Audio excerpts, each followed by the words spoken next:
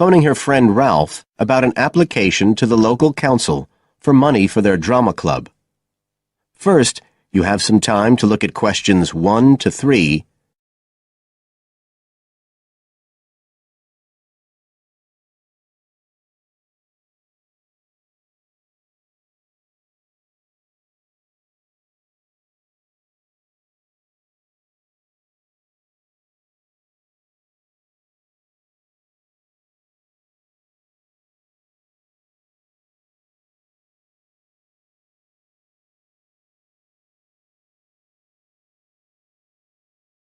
Now we shall begin.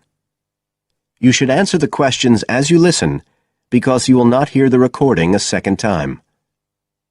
Listen carefully and answer questions 1 to 3.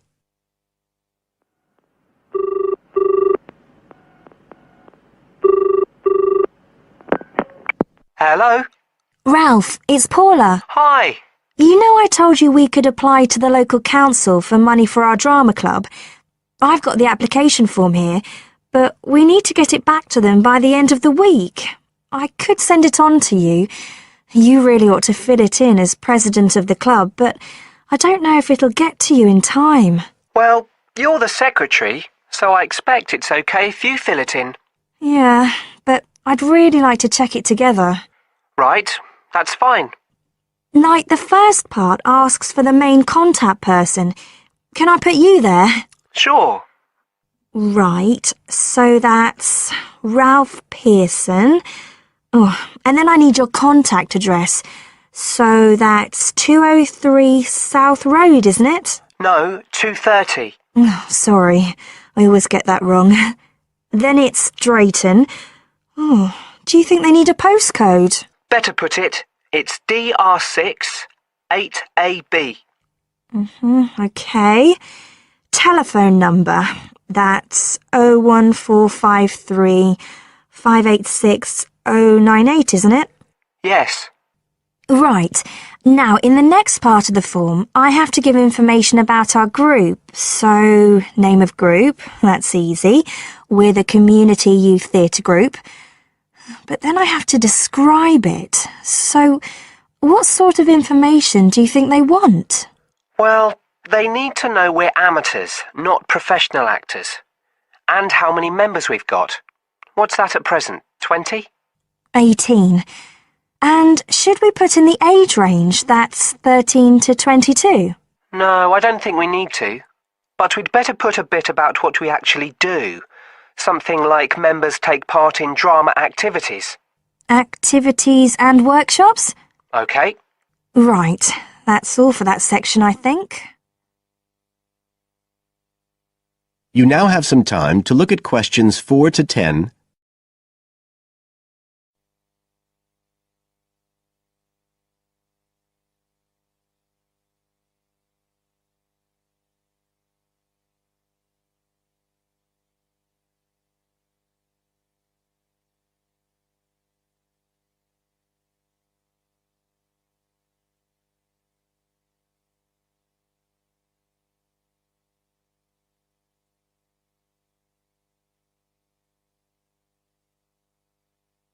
Now listen and answer questions 4 to 10. Now, the next bit is about the project itself, what we're applying for funding for. So, first of all, they need to know how much money we want. The maximum's £500. I think we agreed we'd ask for 250, didn't we? OK. There's no point in asking for too much. We'll have less chance of getting it. Then we need to say what the project, the activity is. Right. So we could write something like, to produce a short play for young children. Should we say it's interactive? Yes, good idea. Right, I've got that. Then we have to say what we actually need the money for. Isn't that it? No, we have to give a breakdown of details, I think. Well, there's the scenery. But we're making that. We need to buy the materials, though. Oh, OK. Then there's the costumes. Right. That's going to be at least £50. OK. And what else? Oh, I just found out we have to have insurance. I don't think it'll cost much, but we need to get it organised. Yes, I'd forgotten about that. And we could be breaking the law if we don't have it. Good thing we've already got curtains in the hall. At least we don't have to worry about that. We'll need some money for publicity. Otherwise, no one will know what we're doing. And then a bit of money for unexpected things that come up. Just put sundries at the end of the list. OK, fine. Now, the next thing they want to know is if they give us the grant, how they'll be credited. What do they mean, credited? I think they mean how we'll let the public know that they funded us. They want people to know they've supported us. It looks good for them. Well, we could say we'd announce it at the end of the play. We could make a speech or something. They might prefer to see something in writing. We'll be giving the audience a programme, won't we? So we could put an acknowledgement in that? Yeah, that's a better idea. OK, and the last thing they want to know is if we've approached any other organisations for funding and what the outcome was. Well, only National Youth Services, and they said that at present funds were not available for arts projects. Right, I'll put that. And then I think that's it. I'll get that in the post straight away. I really hope we get the money. I think we've got a pretty good chance. Hope so anyway. Thanks for doing all this, Paula. That's OK. See you soon. Bye. Bye. That is the end of part 1. You now have half a minute to check your answers.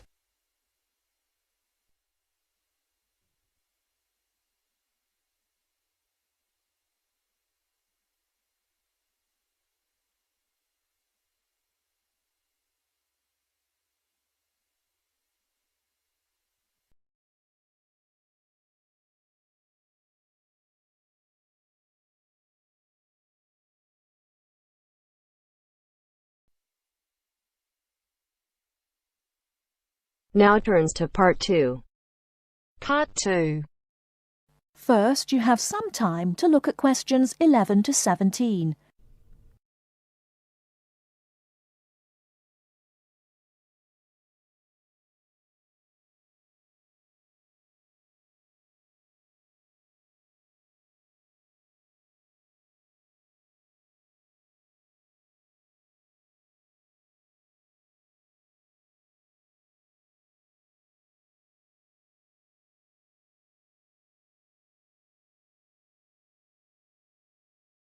Now, listen carefully and answer questions 11 to 17. Hello, and thanks everyone for coming here today. I know it's always a bit stressful going for a job interview, but it's best to be prepared. For any of you who may not know me, my name is Fiona Ogilvie, and my job is to offer guidance and support for students with special needs. Now, you wouldn't be here today if you weren't interested in finding a job in the holidays. So let's get down to it and see what things you need to be looking out for.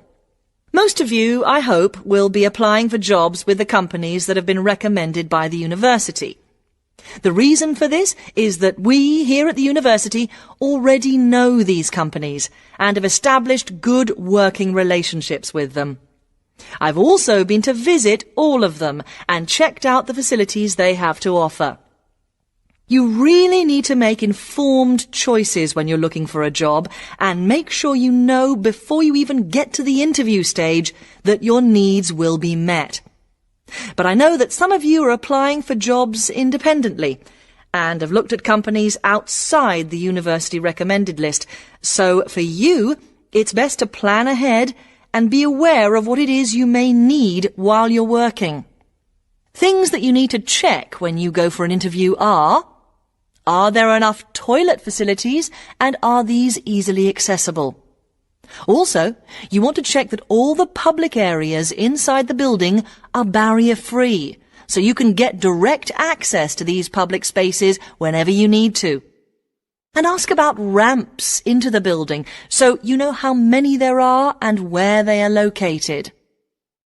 These kinds of things are so much more difficult to sort out when you've started work, as they take time. But ramps are an absolute must, so please make sure you know where they are. Another thing you must make sure of is that the lifts have the correct lowered control panels. Ask if all the lifts have this facility or if it's only certain ones. Now, something I think that is often overlooked is working hours. What you want to make sure of is that you get flexi time. This basically means that your working hours are flexible and you can clock on and clock off in times that suit you. Within reason, of course. Most companies do recognise that it takes much longer for someone in a wheelchair to get on and off buses and trains. Public transport can take that much longer, so you need to be organised and prepared. And for those of you lucky enough to own a car, check how many disability parking spaces are available. Remember that it's your right to have a disabled parking space. These also need to be near enough to a wheelchair accessible entrance or ramp. OK, are there any questions before we move on? Before you hear the rest of the talk, you have some time to look at questions 18 to 20.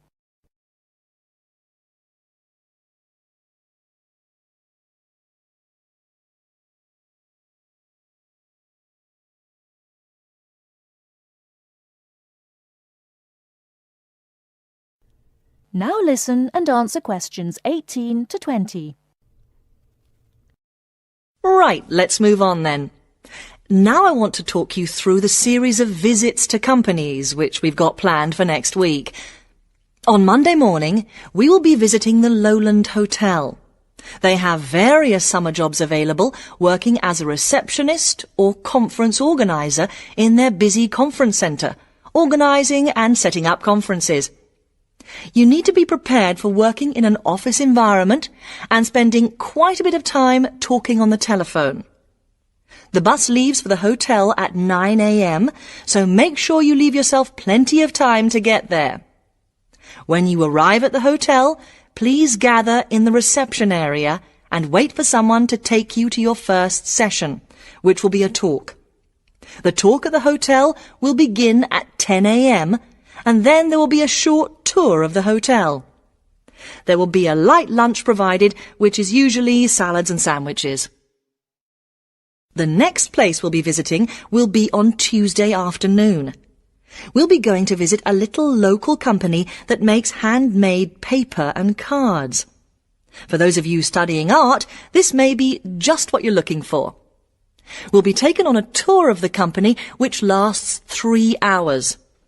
The tour will start at 3:30 p.m. and after that you'll have a chance to meet some of the staff.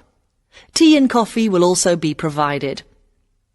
We have no trips planned for Wednesday, but on Thursday morning we'll be going to Tobago Travel Agency. This is a very popular choice amongst our students because you can get student discounts on holidays. We've booked a coach for this and it'll leave from outside the refectory at 8 a.m.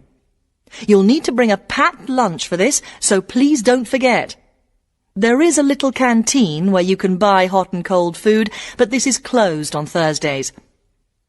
Friday, we'll be having representatives from all the companies visiting us, so you will have a chance to ask any questions, and of course, put your name down on the list if you're interested in working for them over the summer. This event will take place in the main hall next to the library, and it'll run from 10:30 until 4. I really hope you make the most of this excellent opportunity to not only earn yourself some extra money, but also to gain experience of what it's like to work.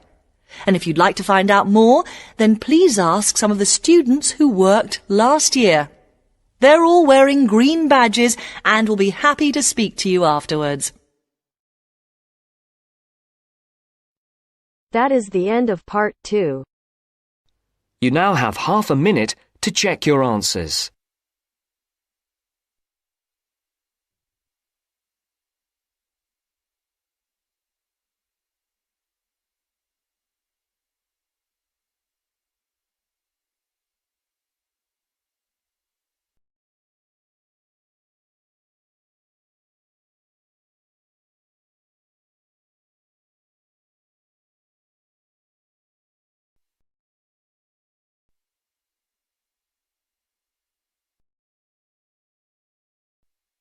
Now turns to Part 3.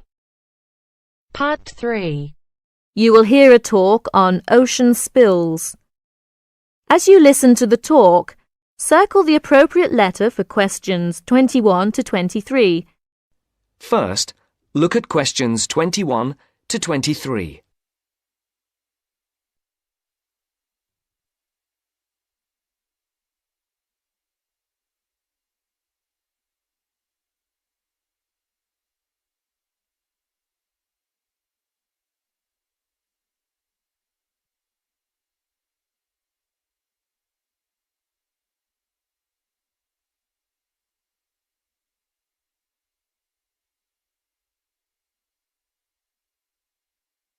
As you listen, answer the questions.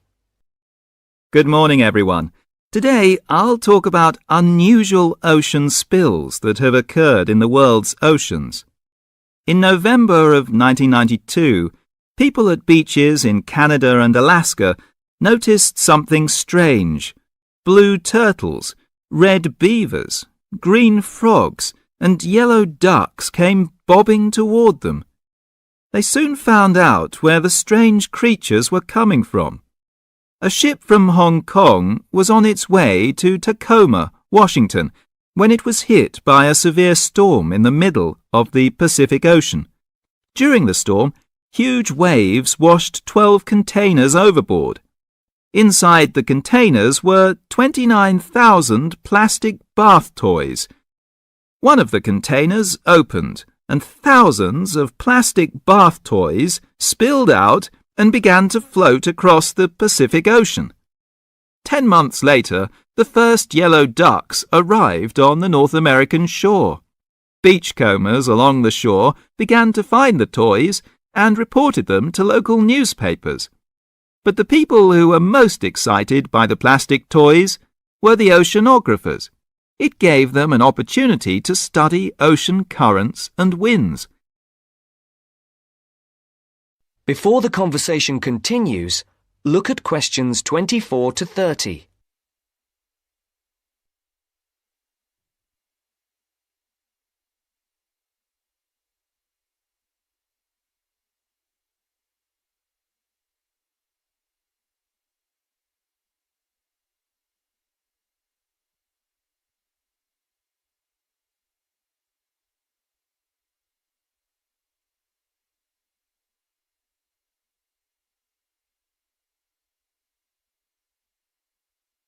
Now listen to the second part of the discussion. Oceanographers drop bottles into the ocean to study these things. But it would be too expensive to drop 29,000 bottles into the ocean at once. Imagine the value of studying the plastic ducks and frogs. This gave some interesting information to the oceanographers. The first toys were picked up in Sitka, Alaska, 10 months after they were washed off the ship. Some headed back into the North Pacific, while others drifted around the Arctic Ocean and headed for the North Atlantic. Many of the toys were swept northeast by the wind and were frozen in the ice of the Bering Sea. They're expected to cross the North Pole and float on down to the British Isles. This reminds me of another unusual ocean spill. In 1990, a ship travelling to the west coast of the United States from Korea was caught in a severe storm. The waves swept 21 containers of Nike shoes into the water. Scientists estimate that about 80,000 running, jogging and hiking shoes, 40,000 pairs of shoes, to you and me, hit the water at once. The shoes were for men, women and children. About 6 months later, people at beaches from Oregon to British Columbia began to find running shoes washed ashore. By the end of the year, Washington newspapers reported people finding hundreds of shoes. In Seattle, thousands of shoes floated to shore. Since the shoes were not attached, they arrived one at a time. The shoes were dirty, but after they were washed, they were still in good condition. People set up exchanges to find matches for their shoes. Oceanographers studied the information to learn more about the ocean. Some Nike shoes reached Hawaii, others went to the Philippines and Japan. According to the scientists, some of the shoes are on a trip around the world and should end up back in Washington and Oregon. Can you believe it? Many pairs of running shoes, as well as plastic ducks and frogs, are still on their ocean journey. So if you go to a beach anywhere in the world, don't be surprised if you see a green plastic frog or a woman's size 7 jogging shoe bobbing toward you. So keep your eyes out, so you may find free bath toys and even a new pair of shoes. Thank you for attending my lecture. That is the end of part 3. You now have half a minute to check your answers.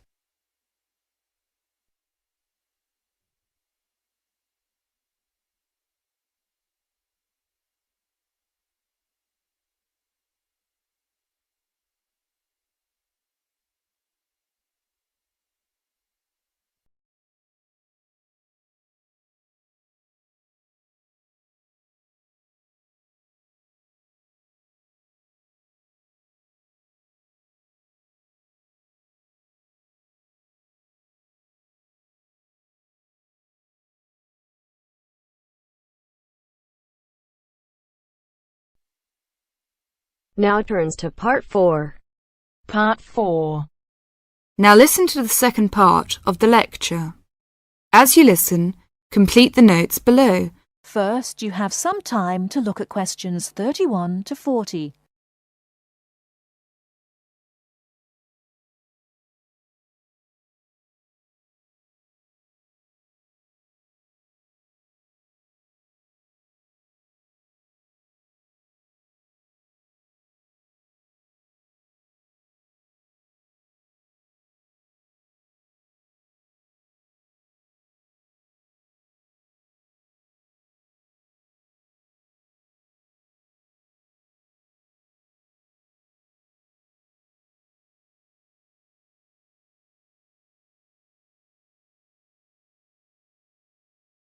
Now listen carefully and answer questions 31 to 40. Now let's turn to shopping, which may interest you more. In general, shops open at 9 o'clock in the morning and close at 5:30 in the afternoon. In country towns and quieter suburbs, smaller shops close for an hour at lunchtime, and once a week there tends to be an early closing day when most shops shut during the afternoon. Many cities have a late night once a week when shops stay open until approximately 8 o'clock in the evening. You should ensure that anything you bring into the country, such as travelling irons, heated rollers, hair dryers and electric shavers, can be used on the standard British voltage, which is 240 volts, 58Z. Many hotels will, on request, be able to supply adapters for electric shavers. When you travel, you may want to send postcards home. Stamps can be bought at post offices throughout Britain. They are open from 9 o'clock to 5:30 Monday to Friday, and until 12:30 on Saturday. Stamps can also be bought at postal centre stamp dispensers, at large stores and major tourist attractions. For posting letters, you don't have to go far before finding a red painted letterbox.